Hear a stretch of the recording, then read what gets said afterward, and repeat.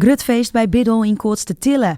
Het memmenbedrijf van Biddel, de Carver Group uit Engeland, bestaat maar liefst 250 jaar. Daar ben we vanzelf heel blij mee, heel leuk dat we dit samen vieren, maar prachtig.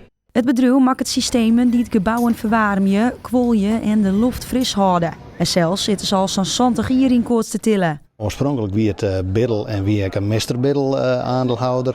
Die had in 2001 het bedrijf verkocht aan de familie Carver. En zo ben we onderdeel geworden van de Carver Groep. Als enige in Nederland, ja, het bedrijf omvat verschillende bedrijven in Engeland. We hebben wat verkoopkantoren ook in Duitsland en Frankrijk. We hebben een fabriek ook in Canada. Dus ja, het is allemaal een behoorlijk bedrijf. De dij zochten voor de haast 50 medewerkers van het bedrijf dan ik krijgt wat oors uit als oors. We gaan nu dus koffie met gebak en straks om 11:00 dan staat er een bus klaar.